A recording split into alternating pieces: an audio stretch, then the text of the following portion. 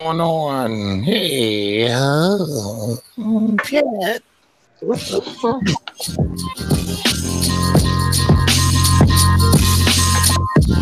Listen to this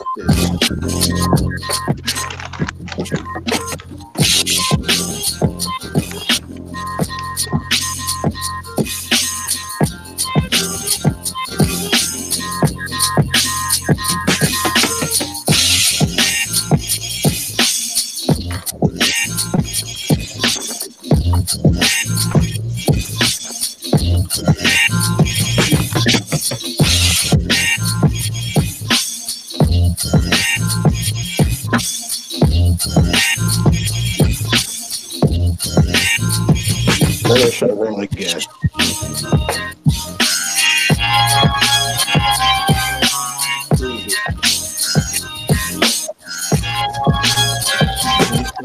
Hey, what's going on? What's going on? It's that time once again.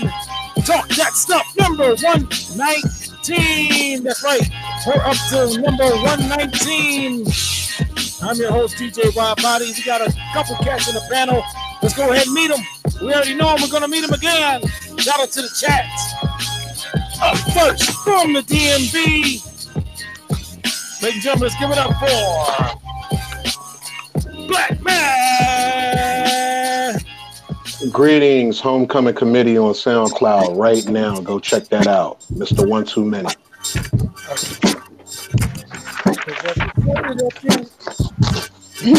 He's out of here.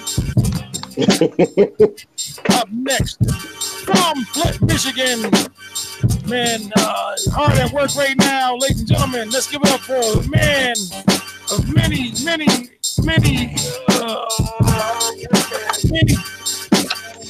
cheeseburgers. Many cheeseburgers. With many for Mr. Wallace.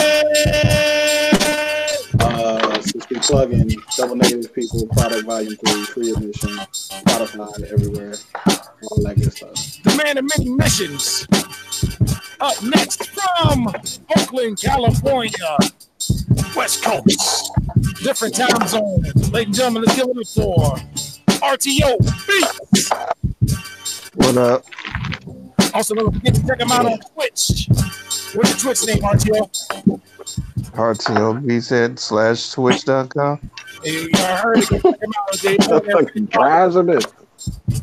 And from Florida, from Jersey, now in Florida, I'm DJ WIDEBODY.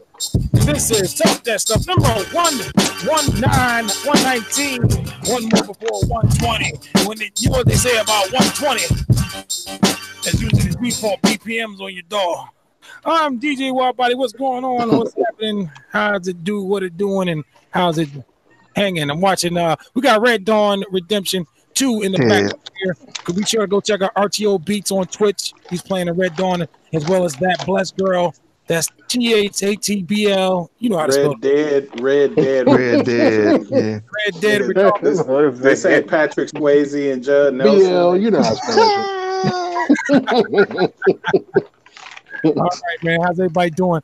Okay, I'm gonna go ahead and let's do the football things, and we're gonna be done with that. We're gonna get back to what I'm saying, and then we're gonna sit and talk about a couple things going on, around the country and the world. You know how we do. Got a couple things on the docket. But meantime, let's get on with the football scores. I'm pretty sure you guys are wondering what's going on with the football. Oh, don't forget to check out Pick'em this morning. We're at 10:30 Eastern Standard Time on Sunday mornings. We're doing the picks and stuff. Without further ado, oh man, I even got the dang on the scores pull up. I'll get them. That's no problem. That's no problem. No problem.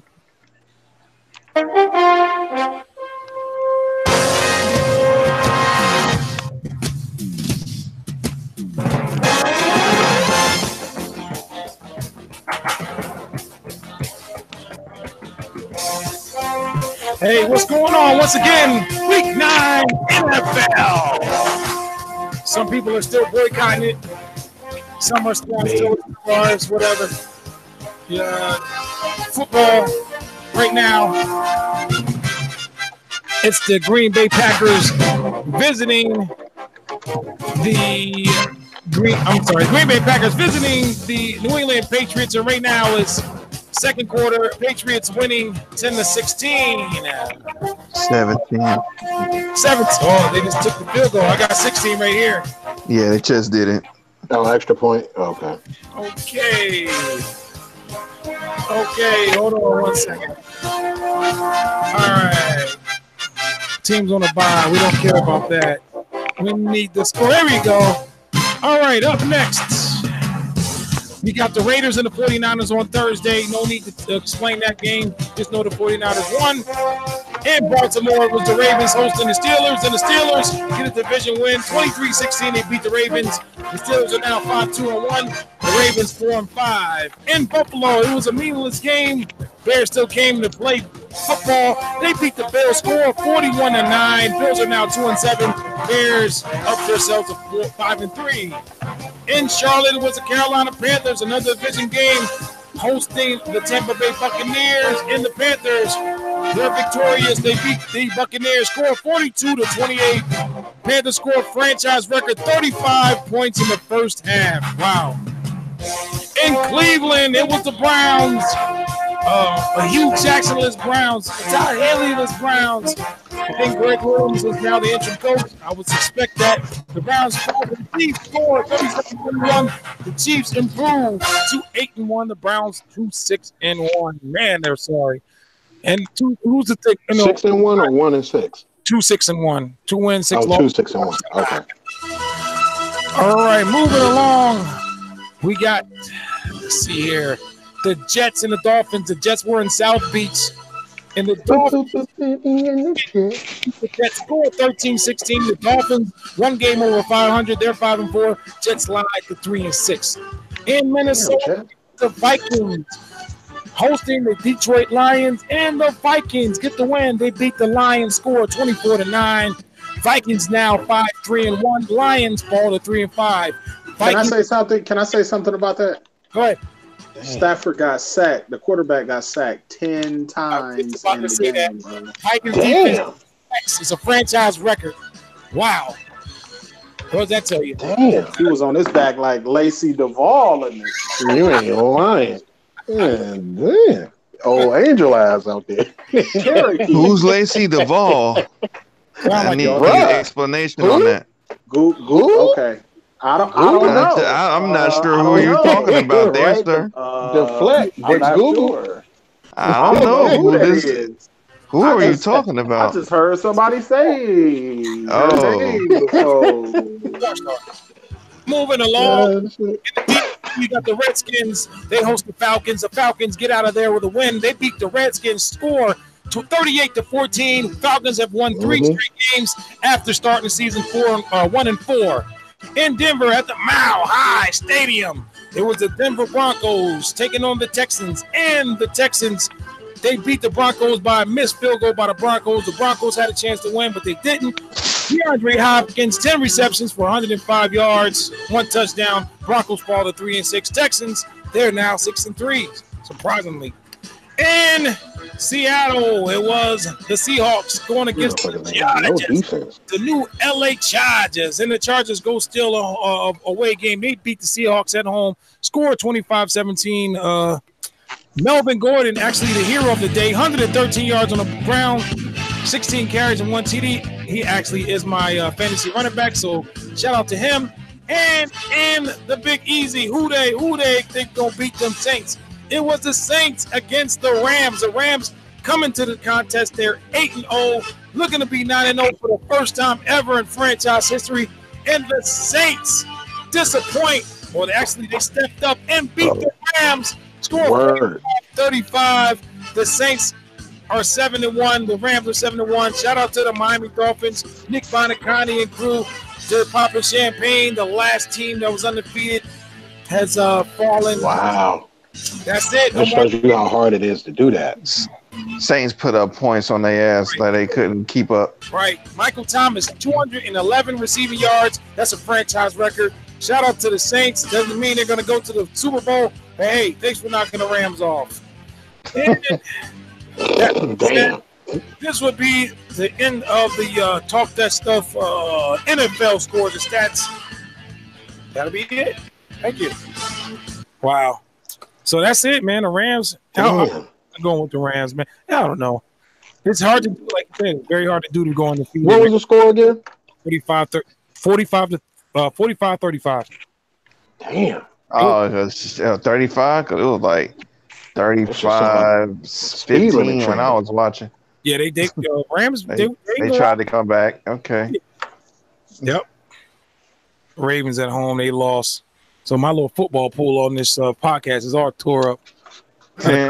We're all going for the same team, but like we got to kind of jump over here because we don't want to have the same record like we had one week. So I don't know. I'm checking this game out. There's Red Dead Redemption or something. It's pretty dope, man. I want to get this for as soon as it comes out on PC. Hey, have they mentioned anything about there being like a multiplayer? It's coming out. The beta should be like sometime this month. Oh, they're gonna so they are gonna have them when they get to multiplayer. I'm gonna get the game. Yo, you think you have? Man, you better. Well, never mind. Go on, handle your business, Wallace. Get little train games like some Billy the Kid crew posses and shit. Yo, I'm down. Let's form a posse. Yo, I'm waiting to see what happens on my album. What they do. Gotta have a posse cut, yo. Next year, gotta have a posse cut, yo. Word. What you mean? I'm tired of it, yo. It ain't no more posse cuts out here, man. Are they gonna be on Broadway? If we want to be, shit. Everybody that rhyme. Do we want to pick an 8, 16, whatever. Like we gonna have a motherfucking "We're All in the Same Gang" song and shit. I agree. I'm always for the posse. That's what I want, yo. Like, I ain't heard nothing like that in a minute. If the show is like the best of the best, like just let everybody get their shit off. You know what I'm saying? Yep. I just gotta have a right track. Motherfuckers want to black out over it. I'll let y'all handle that. RTO gonna have bars. That's what the fuck everybody I ain't gonna have. Even BG, nigga, I'm doing a motherfucking "We're All in the Same Gang." Nigga, Gadget gonna rhyme. CX, Wallace, Notes, everybody I fuck with. Fucking song gonna be like 29 minutes. Yeah, talking shit, the intro and shit.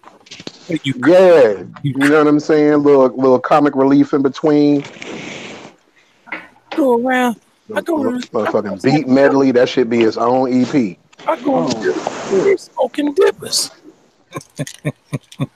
And that'll be a dope little ode to the youngest today. How everybody is say, you know, all the songs sound the same today. Right. A long continuous song. I mean, shit. For real. Right. You know what I'm saying? Hey, sample one song. Yeah, sample one song and it just be like different versions of that same shit. Word. No break. BPM gradually get faster. I'm gonna do that shit, yo. So yeah, I'm like twisted. Man, hey, what's up with this joint? Ain't nobody got no defensive skills. These niggas is just goddamn Haymaker Jones and Roundhouse Ronald Wilkins and shit. They was fighting at the saloon or the watering hole or whatever they call it. Them niggas was out that motherfucker throwing all right crosses, no guard. I'm like, God damn. Oh man, I know a nigga can duck once in a while. Shit, what's the life force on this shit? Whoever playing must not know how to do it because you can't dodge and block and shit. Oh, okay, yeah, because both of them motherfucking boards. Hey, hand sandwich out that bitch. An Ohio dad is facing charges after Halloween candy was cleared for meth in Sunset. Oh wow, yeah. So in Galion, Ohio, Galion father is facing charges after police determined the Halloween candy was not to blame after the man's son tested positive for methamphetamines. 24 years old. His son was 5 and was hospitalized early this week. He had suffered a possible seizure. The boy tested positive for methamphetamines. Oh, and they tried to say it was the Halloween candy, but they found out it wasn't. Right. Wow. Not even that. Y'all heard about the teacher? Oh yeah. Teacher out in LA beat that ass. We just talked about that in my house. Me and my in-laws and my wife. What happened with the teacher? Had a youngin in the class. I think he was Hispanic or something like that. No, he And was light skinned. oh, okay, my bad. With the wall? No mean to offend, but nah, Oh, he no, was just no. calling like a whole bunch of racial slurs and stuff like that. Damn. And dude had enough, man. You saw him just like, you know how black people get? They get calm on you. Yep. Like, all right, I'm about to fuck you up. I'm about to fuck you up.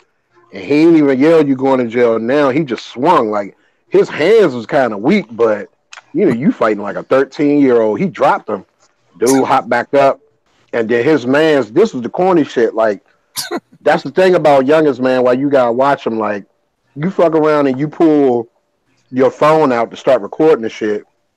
He get out on your man, and then you try to sneak in a couple of hits and act like you ain't do it. Like I know back in the day, some shit kick off me and my dudes. Like is everybody jumping in? Like fuck it, you know what I'm saying? Right. And we gonna let you know that we trying to get at you, not know I'm gonna sneak in my hits and then act like I ain't hit you type shit. Right. That's corny. So that shit. Yeah, he on cornflake for that shit.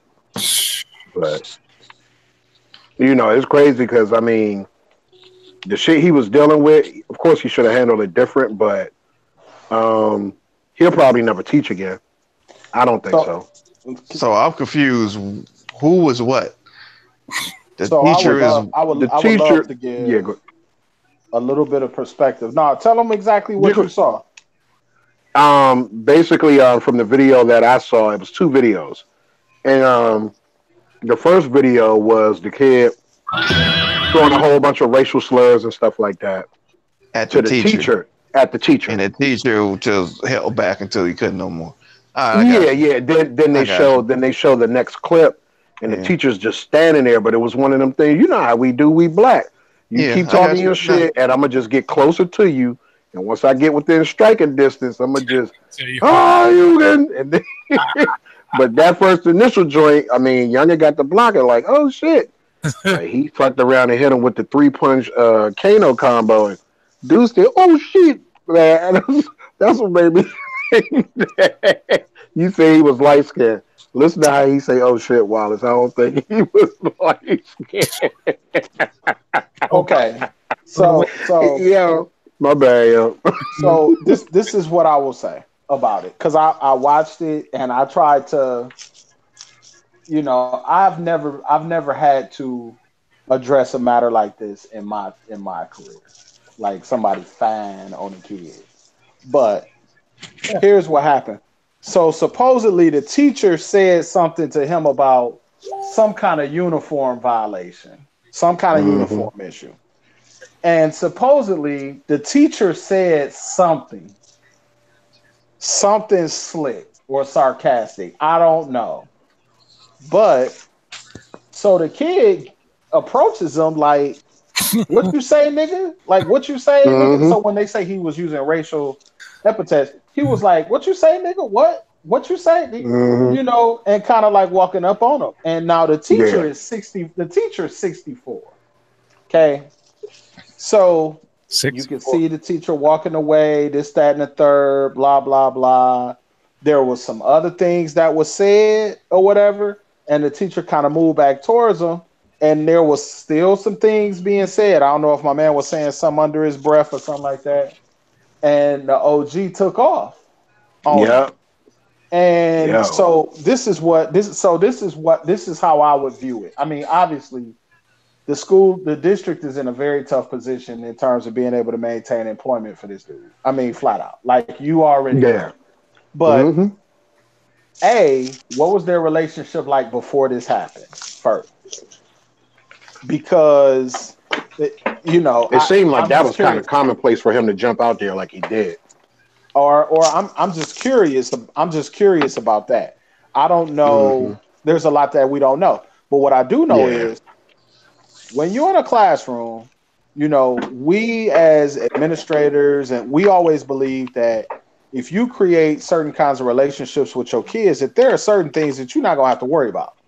You know what I'm saying? Or, especially, and this may seem incorrect, but especially for a man, like you're a man in a classroom, it's certain stuff that you might not have to deal with, especially if you got good relationships. It's just certain things that may not happen.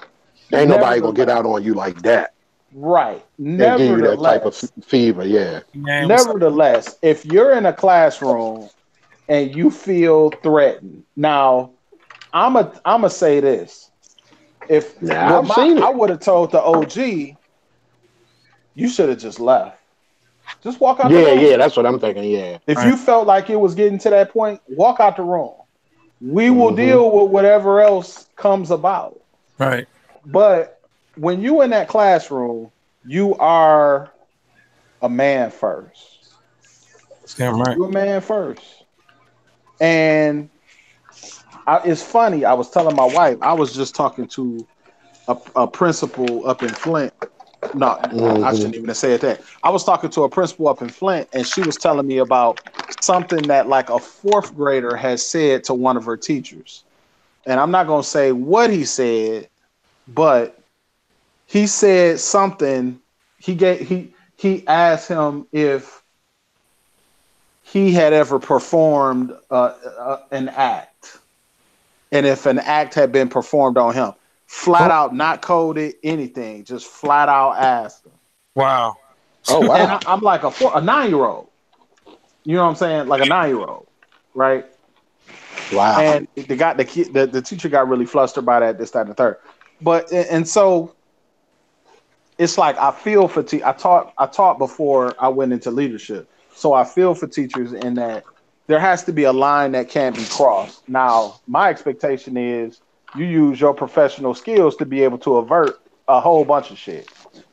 But if you feel as though you are in danger, we will have to deal with the disciplinary side of it, but it's difficult for you to subvert the fact that if you feel in danger, you do what you got to do. Now, it appears Mm-hmm. as though my man swung first. It appears as though my man Mm-hmm. made it violent. You know what I'm saying? There was a confrontation, Mm-hmm. but he made it violent. And so he's been arrested. Yeah. I don't know if he'll be officially charged or something like that. But in the same token, we work in a very litigious society too. So the school district hand is tied. Their hands are tied, and it's unacceptable, to be honest, for you to have to put your hands on a kid. I mean, in that way, at the end of the day, he should have just walked out. I'm sorry. Yeah. Yeah. He took off. Classroom setting ain't for him. Not no more. Nah, And he's Nope. 64. I don't know if he's a 10-year teacher. He's been around. He may be close to retirement. He may, in these days and times, he may have just been a sub, keeping it 100. I don't know. Yeah. You know, I mean, it's such a teacher shortage. It's such a lack of teachers. It's so scandalous. Especially so if you lacking teachers, if it's an overall shortage of teachers, who gonna be the last ones to get them? Teachers in the Mm-hmm. hood. Teachers Yeah. in the hood gonna be the last ones to get them. So you might have a school that got a teaching staff of 30 teachers, and 8 of them subs. You know what I'm saying? Mm-hmm. That destroys your culture. But don't get me started. Anyway, okay. So that's my take. Mm. All good. Mm. Well I said. can dig it. Straight up. But this is why you got people who say, "Shit, I couldn't do that," and it's not like Mm-hmm. that. I mean, it doesn't have to be like that. I'll say that it doesn't have to be like that on the vast majority of situations. It's not like that. You got your problem kids, and you got a lot of kids that's looking for love, man. I mean, you know what I'm saying? They're looking for love. They're looking for attention, or this, that, and the third. They may have had a bad day, this, that, and the third, and you had your bad days, but for that's catastrophic. Mm-hmm. Let me ask you this, Wallace. Are they do they have more? Because I know when I was going to high school, we had alternative high schools where we sent kids that couldn't stay still and just were rowdy, disruptive, and shit. Are they doing that more in house now, or are they still shelling them? So, you know, You know, it's funny you bring that up. I think most districts with a moderate size, they typically have alternative programs. You know, it might look like an online school or something like that. You know what I'm saying? Or sometime a combination of online school and You come into school part of the day, or it may be afternoons, like night school or something like that. They have alternatives, and then and I don't want to mix up like special education classes with kids that just got straight up problems, because nowadays most of the time kids with special needs are mainstreamed into the classroom and they just get support in a lot of situations. But yeah, alternative schools definitely exist. You know what I'm saying? As like a disciplinary intervention, as well as like a credit recovery. You fail in classes and you need to make up stuff. Yeah, they definitely exist, but there's a lot of schools that don't necessarily. If you're in a smaller urban district that may not necessarily have the funding, it may not be cost effective to do that, and they may try to put those students in the regular school and just try to create programs to help them. And that puts schools in a tough position, because if you're trying to have a good academic program, but you got, people who really, really struggle in a regular classroom setting, it's hard to do. True indeed. Is that a game of that? Like test scores, money test scores? Is that really a big, So education is, I put it like this in a nutshell. Education is like a pawn.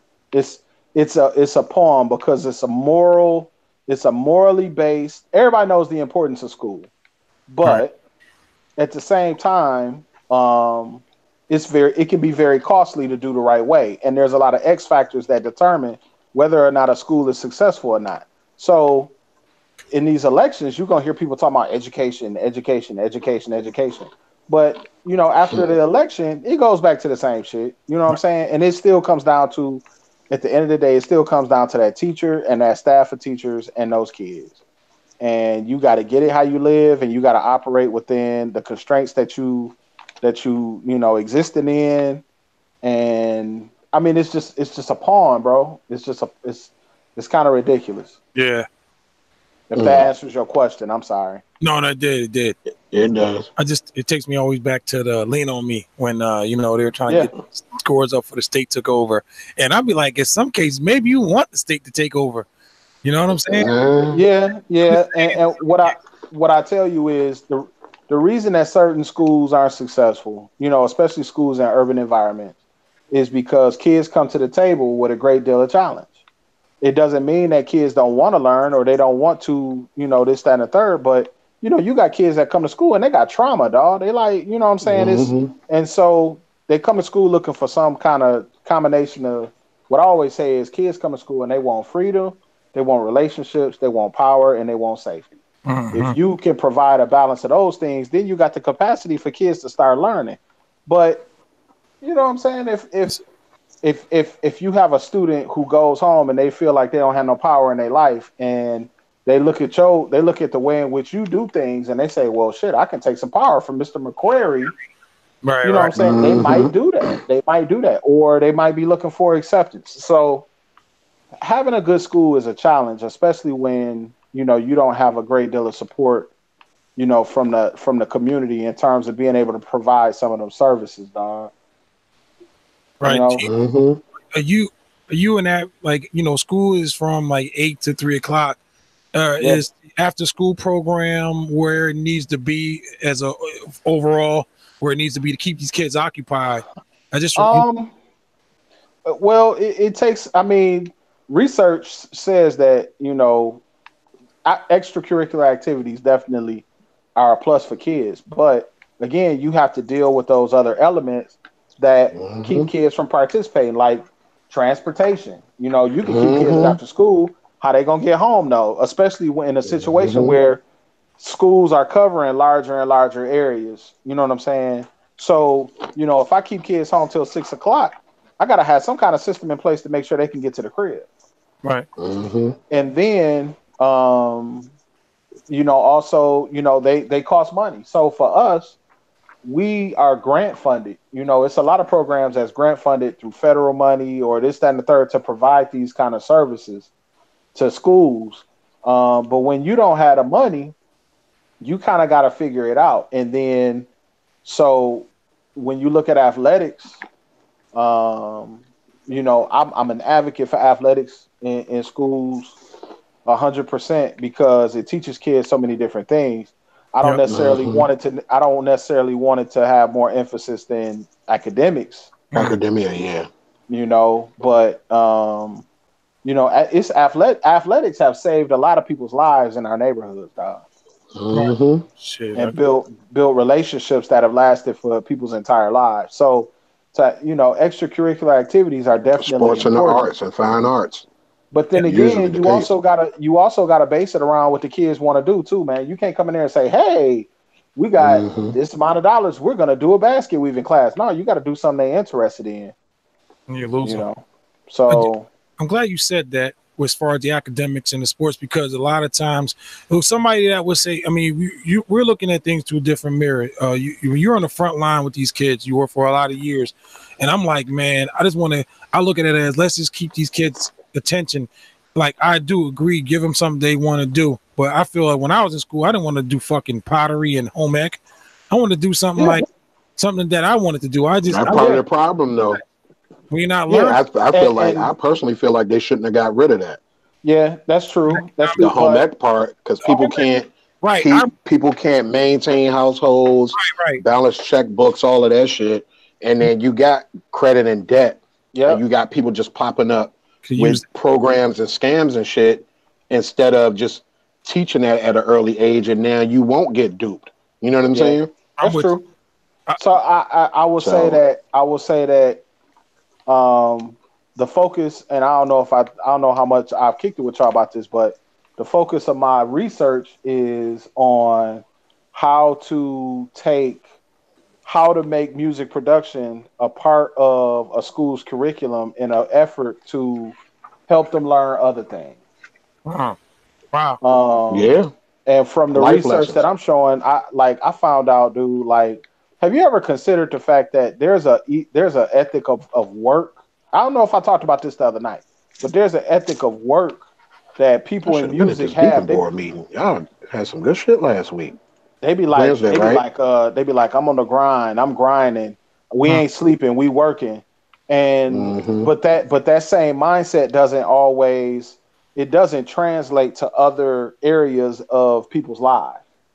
You know what I'm saying? Like if you so it's producer culture to work hard, extremely, like, we all understand that some of the people who were the most successful at doing this were people who worked their absolute ass off. That's the one thing that they had in common. It was nothing that was by luck. Everybody got a story. Nobody's an overnight sensation and all this and all that. But that mindset doesn't translate over to, okay, I gotta have that same mindset towards, becoming a doctor, becoming a, or learning about being an electrician, or how do you make that same mindset travel over to other elements of kids' lives? Is basically what I'm saying. So how do you build? How do you use that as a foundation builder? Is what you're asking? Exactly. How do you use, as well as how do you employ music production and the creation of music as an opportunity for students to be able to reflect on their own lives? You know what I'm saying? Because it's obvious to me, Black Mav, I don't know the story, but whatever y'all made that song about the other day, that's some real shit. Something happened.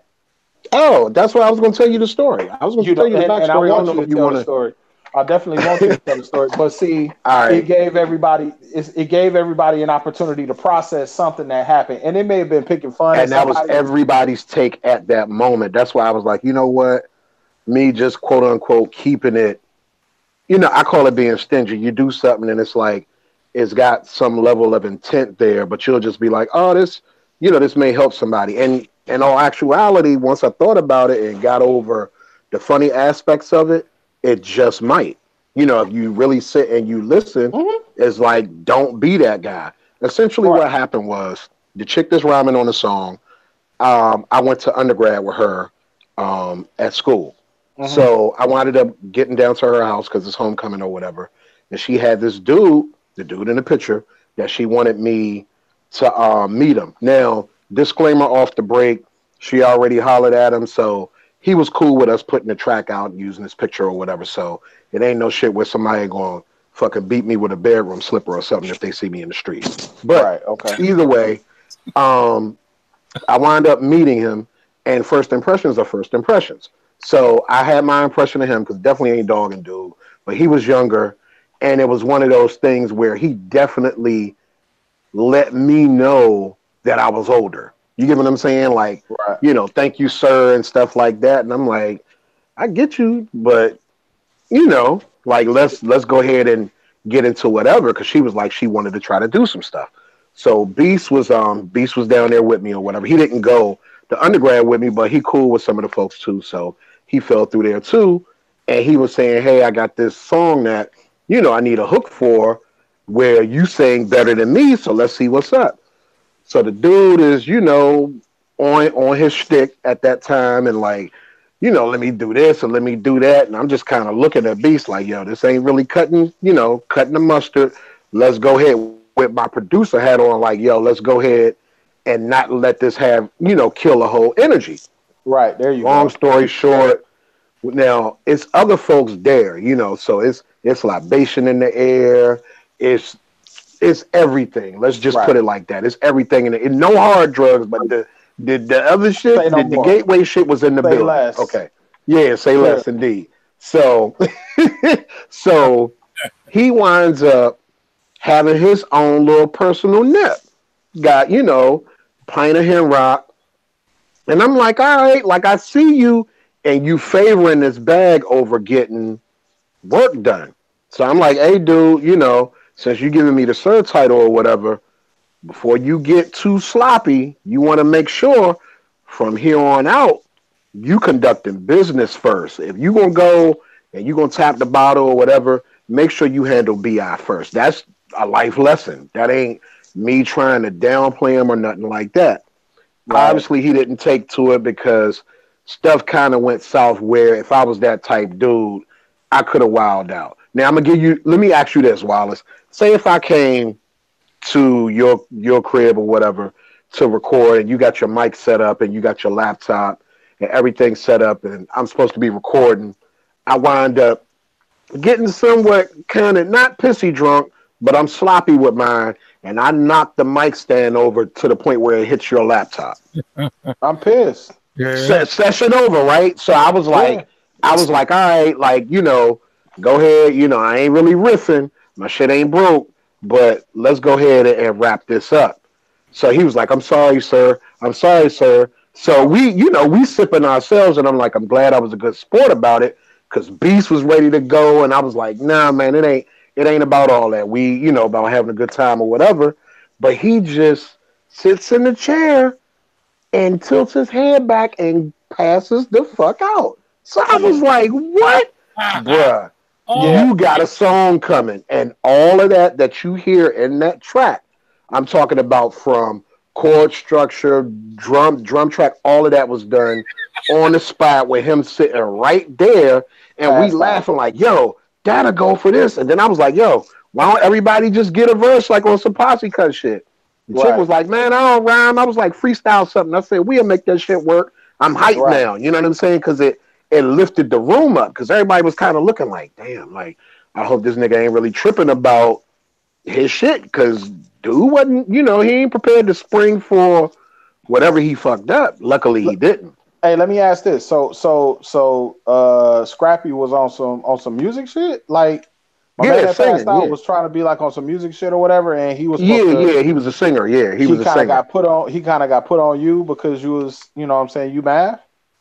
Yeah, the chick was like, you need to check out my man or whatever. Okay. And I was like, all right, cool. And it was one of those things where he saw me, how I showed up, with my setup. I look portable. I look like I'm on some bag lady shit. But then when I start setting stuff up, it's like I think the level of detail and how we was just kind of all sitting around waiting for him to figure out whatever he had to figure out, that pressure got to him. You know what I'm saying? And I told him too, I was like, man, I said, there's different singing in the car versus you actually singing in front of a microphone. Some people are good on stage, but, trash in the studio and vice versa. But if you're a student of the game, you want to work on all of that, all facets. Yeah, agreed. Agreed. You know what I'm saying? So I was passing them knowledge like that instead of just saying, oh, man, this young motherfucker came through and blah, blah, blah, blah, blah. Because if I ain't giving him no game, I can't get mad at the game he playing. You know what I'm saying? this brings up a broader issue though, because Exactly. I guess I want to hear y'all thoughts. I mean, I've done enough studio work to kind of know my way around, I would say a little bit, and I'm learning. I'm not a big fan. No, you've done enough. You've done enough. Okay.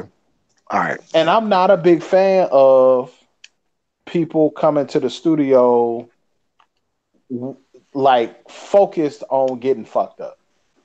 Exactly. And see, my whole thing was if I'd have known it was that from the rip, I would have been like, nah, go ahead and let old boy enjoy himself or whatever. So I'm thinking when I first meet him and he hit me with the job interview handshake, that is good money. You know So what I'm Right. saying? But we get there and he wasn't with the rest of the crowd. He was where I was. So I was like, Right. he waited for me to get set up because it ain't like pop up shop where you just throw it up. It's like I got to set up mic stand and the eyeball and find the right spot in the room and have some tracks playing or whatever. And he kind of singing and I'm like, all right, you know what I'm saying? Like I'm just like Right. cool. But then I noticed once them jitters started getting, he started nipping, and I'm like, nah, that ain't the way you cope. You know what I'm saying? You Right. got to figure out how to Right. power through that moment, whether it's butterflies, jitters, or whatever you want to call it, and figure out how to transcend that and use that energy to work for you. You know what I'm You got saying? to And a lot of recognize, times with the yeah. youngest, Yeah. that's not taught. Yeah, you It's got to usually you got to get recognize out your here and learn it on fear. your own, but just tell somebody, like, don't let that be your way out or don't let that be your excuse. Right, yeah, right. You got to recognize that fear, man. remember that. And that's what I'm on now. Like at my age now, I mean, you can't teach an old dog new tricks, but my whole thing is I don't want to make excuses. So if it's just, hey, we'll do this, and it's like somebody gives you a critique, and it's like, well, I ain't had money for this. That shouldn't be no excuse. Feel good in the decision that you made, and know that you're doing it with the right intentions, and everything will elevate you for the better. That's what I feel like. It might be delusions of grandeur, but that's where I'm at this I don't think point with so. I what don't I'm think doing. so. Because I just, some people are because they're not willing to put in the work, or they're not willing to recognize where their commitment is, if that makes right, sense. Because you might say, yeah, man, like I'm a singer, till you get in a room full of singers. You right, know what I'm saying? right, People that eat, sleep, and breathe that shit. So it's like, know what you asking for, because sometimes you can say, hey, God, I want so and so, and then he'd be like, all right, my son, and you'd be like, God, you know what I'm saying? So that's really what that song's about. Yeah, it's funny and the commentary, but the whole lesson, like I got of it, all four of us were saying basically, like, dude, you ain't got to do that. Don't be that dude. You know what I'm right, saying? You quote unquote lit, but now you passed out and we laughing, right. which is essentially what happened in my verse. I just freestyled the whole thing, but it was exactly what I felt like occurred in that hour or so that I was around him, to the point where he passed out. And I was like, man, like, damn, this could be fun because you could be a fun drunk, but shit, I'll never know. Not tonight. You know what I'm saying? So Right. just just putting something different out there, because I don't really think it wasn't even thinking like, oh well, I wonder if people gonna rock with the track or whatever. I just thought it was a good idea at that moment.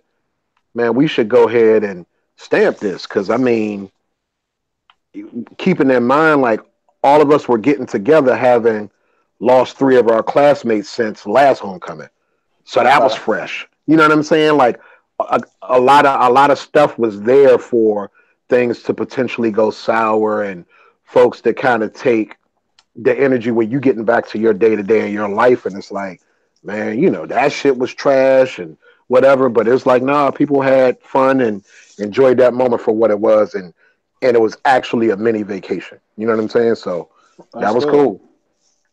So I guess my whole thing is, I was working with, I work with young cats, and uh, I will always tell them, like, even when I was doing the music production class at the high school I was at, and we would kind of have these kind of conversations, like, you can't, don't be deceived into thinking that you have to be in another world inebriated in order to be able to perform in I the feel you. yeah, studio. or in a show or something like that, or creating or whatever. Because ultimately, if it takes away from your ability to be able to function, not enhance. Yeah, So automatically, your success will be short lived. Let's be that way. I used to smoke back in the day when I first started making beats. I couldn't make beats unless I smoked weed, and I wasn't an avid weed smoker, but I felt like it was worthless if I was sitting here sober. Now it's the other way around. I don't know what I would do if I was, smoking weed. So yeah, but traditionally, bump on the log type shit. Come on, where I come from, we used to have got the ASR, got the CD burn, I got a microphone, I got a bunch of cats coming through, got trees, got whatever. We get him toe up and we're gonna do our thing. But that wasn't professional. What Mav did was an honorable thing, because that dude always gonna remember that the next time he wants to do something professionally. Like, yeah, we at a different spot now where we know proper etiquette and shit, man. We trying to get things done. And you got to pass that down instead of, I feel like it's a lot of finger pointing. And not to say you got to hold hands, because it ain't about that. But if you see somebody doing whatever, at least put that out there if it seems like they're going to be receiving of it. And if they not, somewhere down the line, it's funny. It's funny how life lessons are. Like, you'll keep running into the same thing, and the characters will change, but their functions will still have the same intention until you learn that lesson. Then once you realize you won't be in the grips of that, in your life ever, whether it's, dealing in relationships or business relationships or whatever. That's really what life is to me. You know what I'm saying? So it's like figuring all of that out and learning stuff for the better. That's stuff that you can tuck under your hat, True. Yeah. It's gonna serve you well in the future. And some people, I think they just used to winging it. And even if they know what's right, it's like, well, let me see how much I can fuck it up before, and then try to MacGyver the shit. Where it ain't about that, because you want to move through sight unseen, if it makes sense. Like, the greatest at this, sometimes they so great that you tend to come to expect certain things of them. Like, Quincy Jones is Quincy Jones, but you don't think of Quincy Jones making a track that's, less than to be desired, because it's Quincy Jones, because he got a over 70-year track record with this. You know what I'm saying? So it's like, you don't just automatically have that. I think it's something that you work at. Even if you got the ability, you still got to work to, build. Yeah, you still got to work to build that empire. We all need to be seasoned.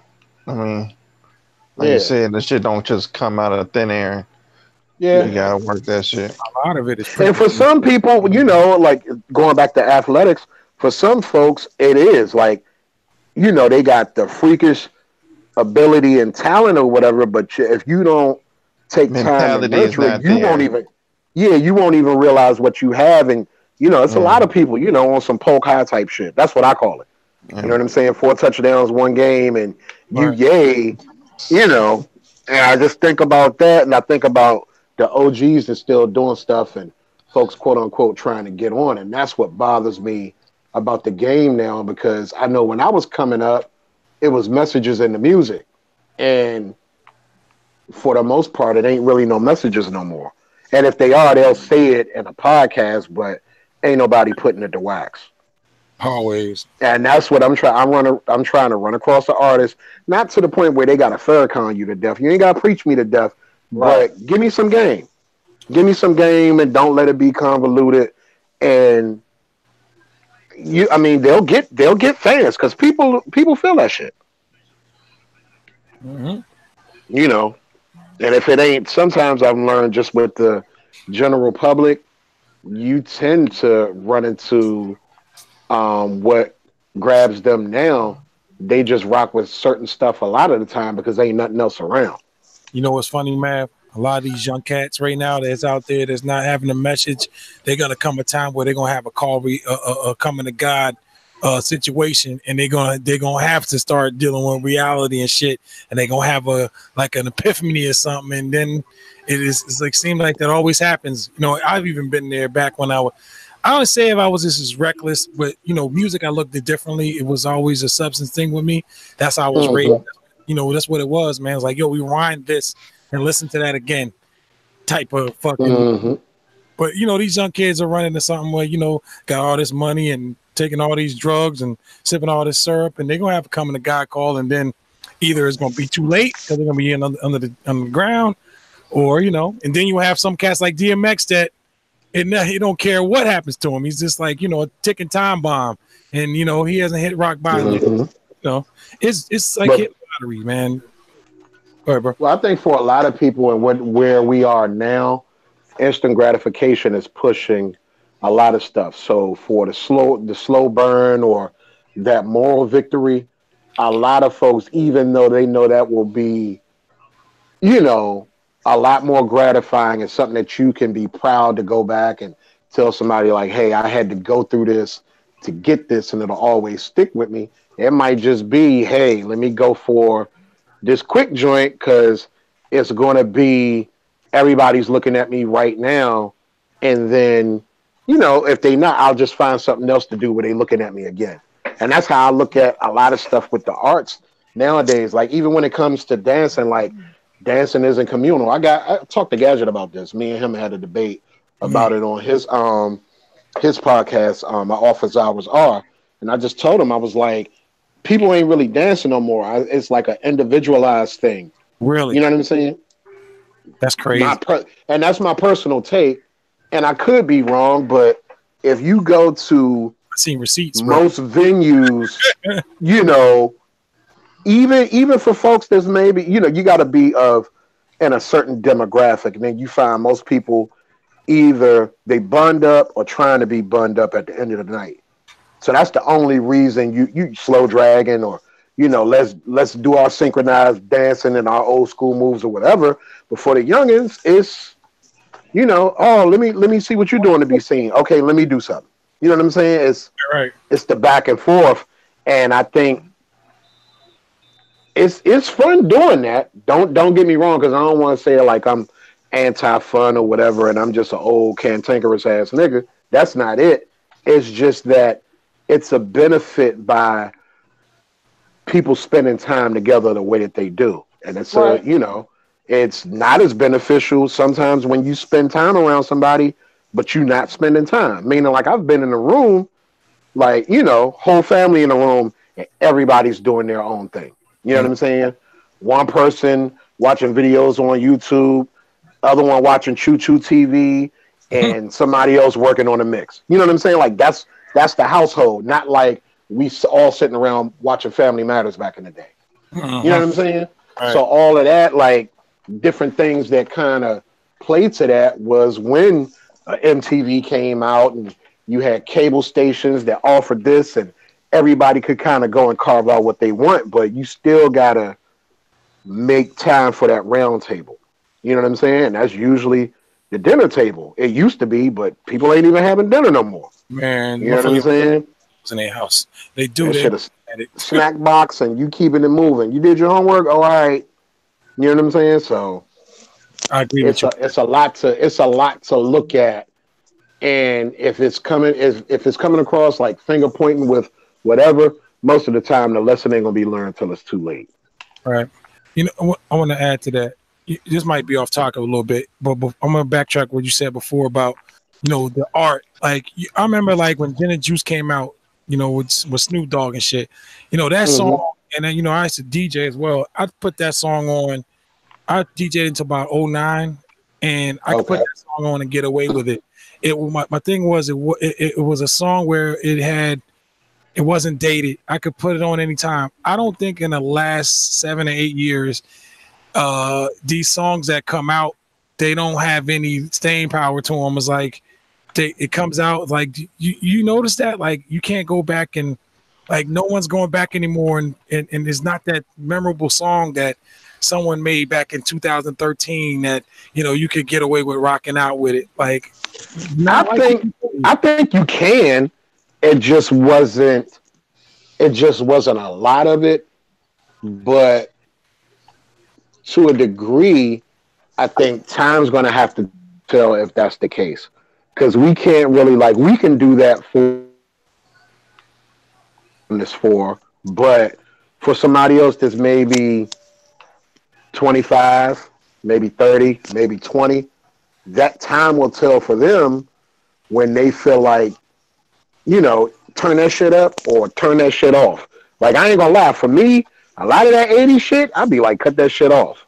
Oh, You know what I'm saying? Other people love 80s music. You know what I'm saying? Bro. And I ain't saying all of it is bad, but just a lot of that shit was just, Yeah, I got my qualms with it. Right.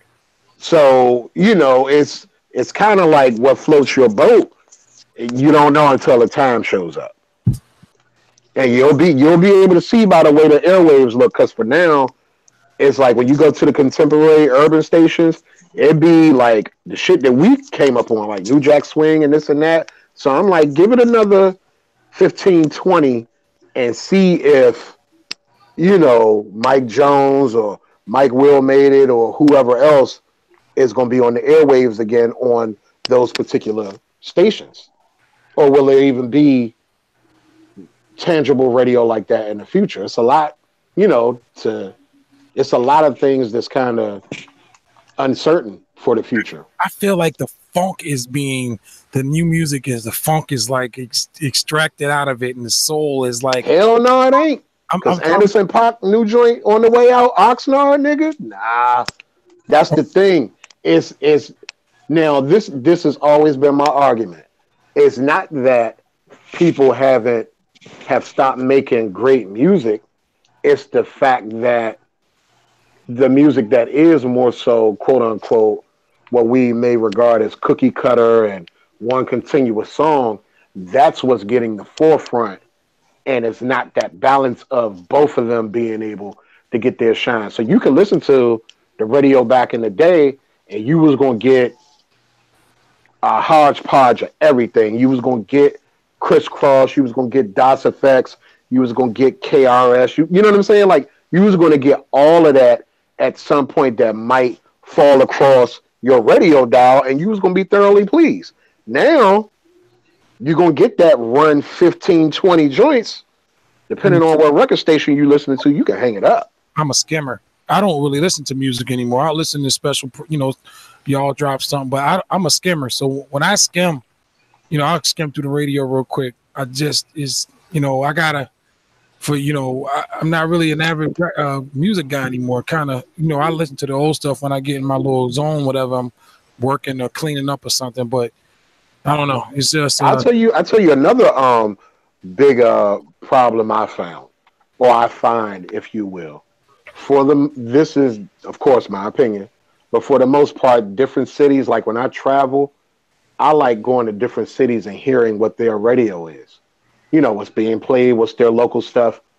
Now, no matter what city I go to, for the most part, it's the same shit. I feel like I'm in the same place where it ain't nobody new that's being broke. Unless you go to like Miami certain times during the night, they gonna play their artists, or New York still does it. And I imagine everybody still does it, but it's not done during the day and during normal hours like it was done back in the day. And that's part of it too, because you're not supporting local artists. You can't get mad when that local artist, quote unquote, go over somewhere overseas and make it big. And then it's like, oh, well, they ain't shit. Nah, they just ain't shit to you because you wasn't peeping game. Mm-hmm. So, right. That's why I feel like the ageism and everything else, that's a phase.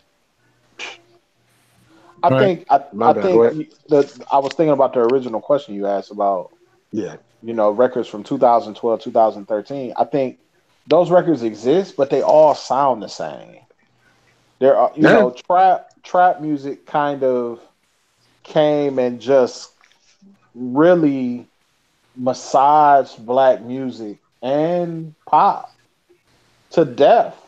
You know what I'm saying? All 808s, this, that, and the third. Those records probably sound the same. And then there's so much variety you know, because everybody has access to be able to find whatever it is that they like and be able to follow that.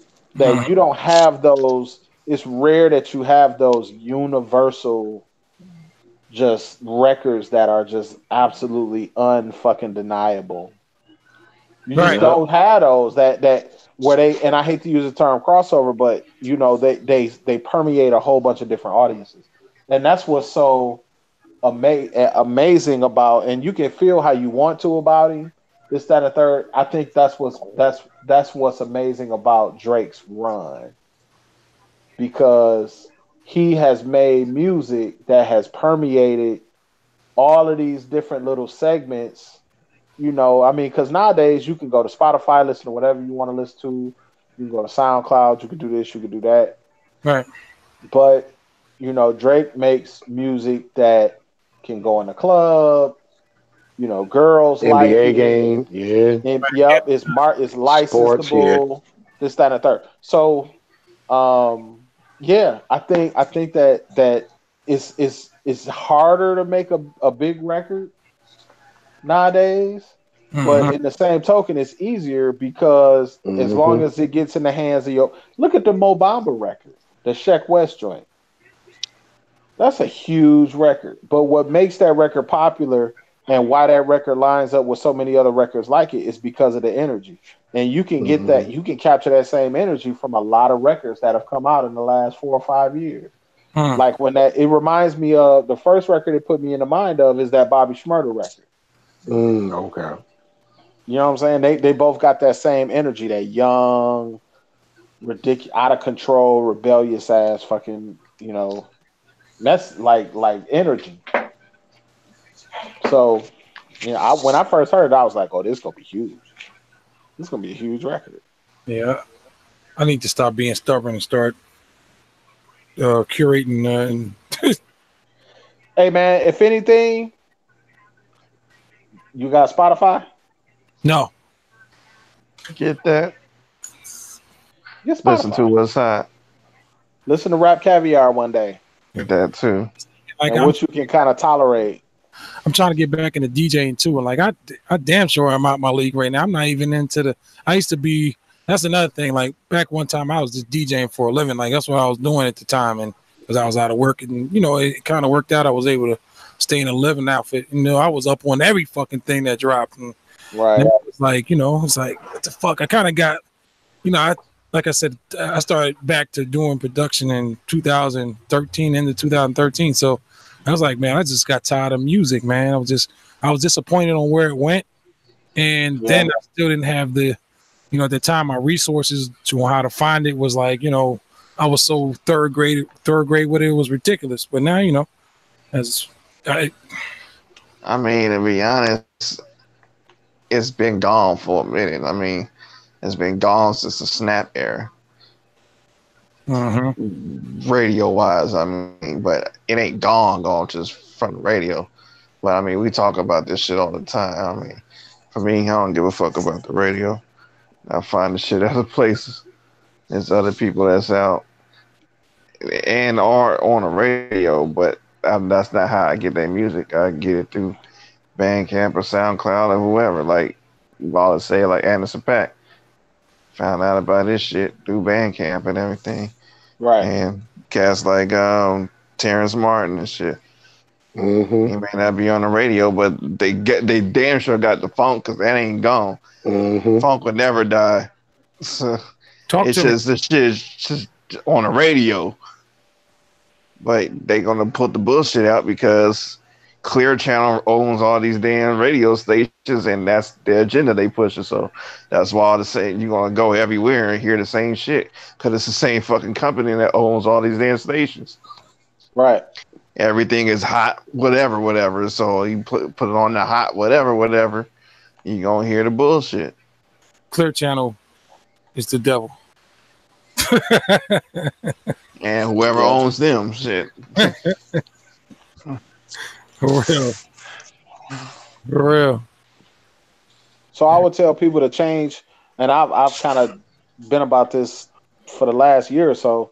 Change your criteria for success, dude. Everybody is not going to be premier.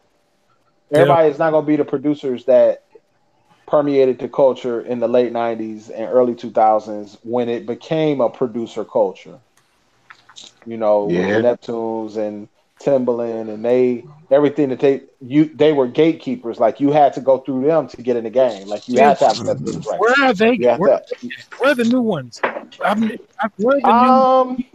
It's wide open. Look, check IG, check Bandcamp, check fucking Spotify. Look at these playlists. The motherfuckers is everywhere. You just gotta find it. It's too wide open. Russell Simmons, the moguls, man, like the rap heads, the Suge Knights, and That's not a thing no more like that. People is not really tripping about big ass labels and everything.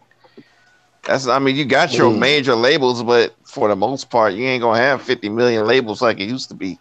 Right. You got little shit here and there. Like, the best thing on the hip hop side, the best thing we got is like TDE and Mellow Music Group and shit. I'm not just talking about the label. I'm talking about the figure. I'm talking about the person, the character. Like these, the something from the gutter to the glamour. Like the guys, the ones that. But here's the thing, though. I think that we all learned that there's not value in that. You had niggas who have ascended to that level, but these niggas is reading the 48 Laws of Power. Mm-hmm. Mm-hmm. And at the end of the day, it doesn't benefit anybody for me to be the CEO and for me to be in the front of everything. Shit, just look at Top Dog. He out there, but he ain't out there like that. You don't see this nigga in the videos and whatnot, but he making moves. Uh-huh. Exactly. Shit, look what TDE is doing. That right there can tell you what they're doing. Damn near their whole roster is killing shit. And they're getting new dudes every fucking time, and each one is a dope ass artist. There's never no bullshit with that label. Never. I haven't seen that one fucking cookie cutter ass artist that's on TDE. Another reason why I say you probably don't see anymore, because at one time and point, people would say, "Hey man, I want to be the next Puffy. I want to be the next Jay Prince." I think a lot of that when they see or Irv Gotti at that time, where the feds were trying to get them out the fucking box, and only a couple of dudes survived with that storm. Suge fell, Irv fell,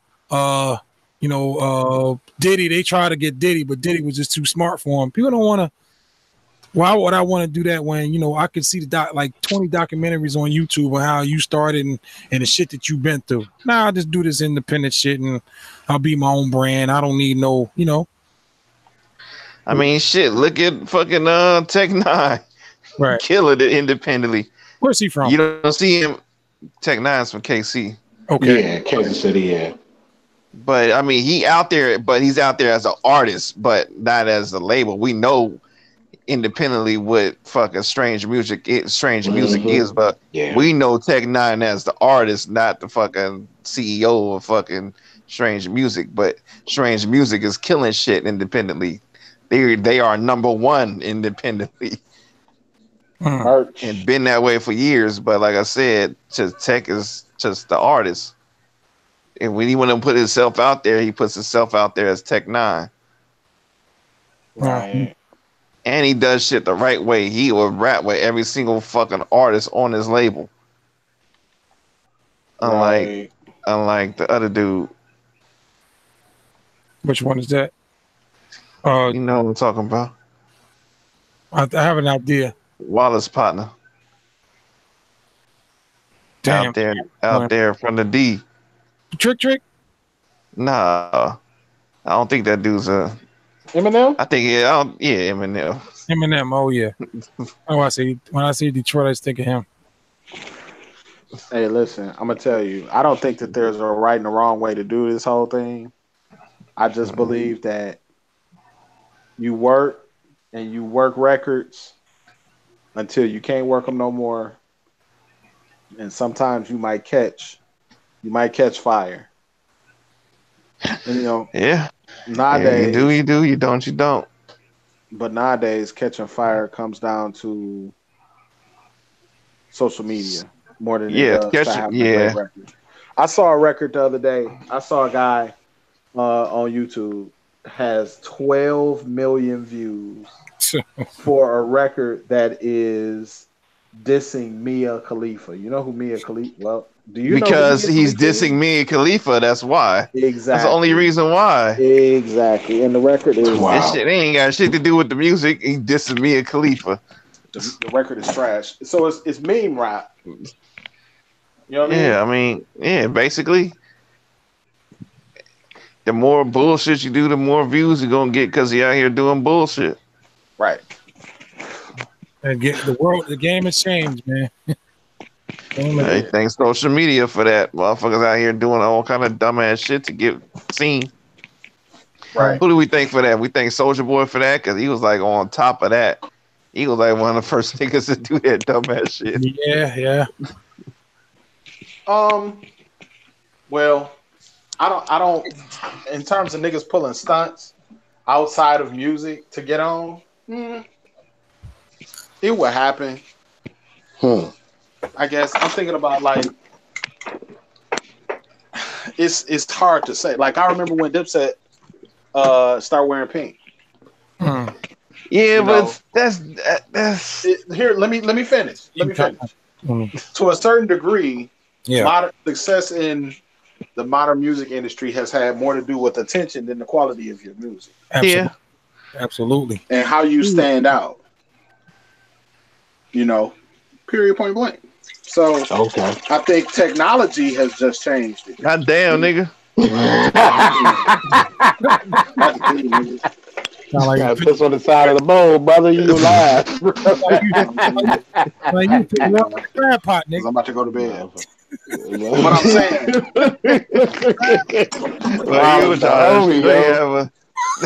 Wallace don't give Wallace, bro. Fuck, yo, that's what's up. You about to but the thing that changed it was the technology, man. You know what I'm saying? Yeah. And it's sad because it's affected everything. I was at my son's basketball game today, and I was looking at, the kids were playing, and I was like taking a couple pictures of my son, and looking at my phone here and there, and I'm looking down at the rest of the parents, and everybody on their phone. Yeah. Mm-hmm. Right. Listen, my son is 7.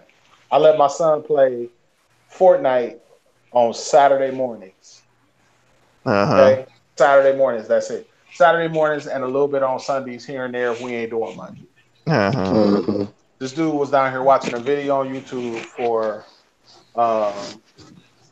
Fortnite, and I told this dude, I'm gonna take your hamper to the top of the stairs, and then I want you to take it back to your room so it can be, taken. I watched they clothes yesterday. A lot of them. And this nigga got to crying. And I'm like, dog, why you crying? He was like, I didn't want to stop watching the video. I'm like, dude, do you understand that you can play and pause the video? Like, it will always be there. It ain't going nowhere. And that just made me think, like, for myself, let me make sure I'm setting the right example. Yeah. Because he could be watching me, and it could be my fault. No question. Yeah, and that's saying you sound like me, man. Kids will lead by example. Well, that sounds like y'all should be going on a camping trip soon with nothing, just camp. Yeah, I want to go back to where you were talking about the school. The plan was I was going to get my kid when he was like in 7th, 8th grade, and this is before he started liking basketball and playing sports. He plays in a lot of basketball leagues and stuff. So I'm like, man, you can't come live with me because of my schedule. I work night shift. Wife works out of town. She gets home 7, 8 o'clock. You wouldn't be able to do what you wanted to do because there's no way people to get you from school to basketball, whatever, and what you want to do. So I say that shit was hard, man. That shit was hard to digest. But it's like no way I will be taking away something you love to do, so I could be selfish, so you could be with me. So, that shit's fucking crazy, man. So even if and it's not like he's he needs that. He needs me You know, I video, you know, video chats can only get you so far. Shit. Or sometimes you just grab his ass and shake some sense into him. Like, you know, he's a good kid though, man. His mom does a hell of a job raising him, but you know, even though all the money in the world don't raise a kid, and spending money and giving, you know, making sure you take care of your kid financially don't make you a good fucking father, man. A lot of kids, I got a lot of friends that, oh, I take care. I'm caught up on my child support. I Nigga, just bought up Nikes last week, bro. I'm good. That shit don't mean shit. Kids don't need, man. So you'd be surprised of what my son would, you know, or someone's kid would need. You can have all the sneakers in the world, but if he ain't got you and you're emotional, you know, to have you there and be there for emotional support and shit, man, and you know, navigate through life, man. And you know, every time I talk to him, I'm always preaching to him and shit. It's like, I know this little nigga gets tired of me preaching to him every time I talk with him, you know. Crazy. Yeah, but it's kind of necessary too. Absolutely. He hear you. He hear you though. Mm-hmm. Yeah, ain't you doing that teenage thing right now? Yeah, it's definitely getting soaked in. Fellas, I'm gonna have to let you go. I gotta get up and get here early. All right, Wallace. I hear that. Y'all stay up. All right. All right, yo. Yeah. Get what All right. Well, that being said, we're gonna go ahead and end the podcast. All right. By the way, this is that blessed girl who is Neek. She's this is her playing in the background for the last hour. Went ahead and switched over. You can check her out. Oh, word? Yeah, who is Neek? On Twitch there. Also RTO Beats. Gotta check them out. Fun getting Red Dead Redemption, all that good stuff.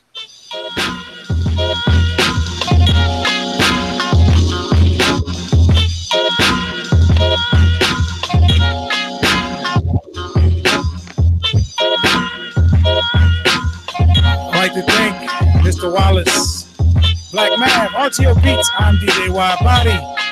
Please join us next week for Talk That Stuff number 120. Also, don't forget to check them out on Pick'em Sunday mornings, 10:30 p.m. Eastern Standard Time. Also, Scratch Magazine, Digital Hustle Films, Pop Blocks. He's always got something going on there. My office hours are I can't remember. Also, check out the latest Master Channel interview with Black Man. We got more interviewees coming to you soon. But check that one out. That's the gym as well. Man, can't see that. That's over. That'd be it.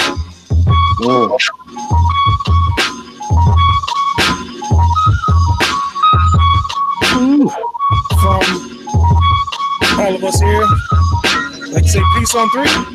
1, 2, 3. Hey. Boys, peace.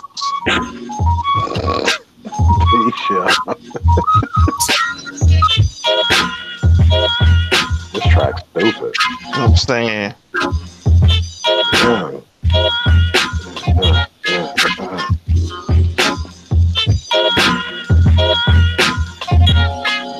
It's time to pop at a bitch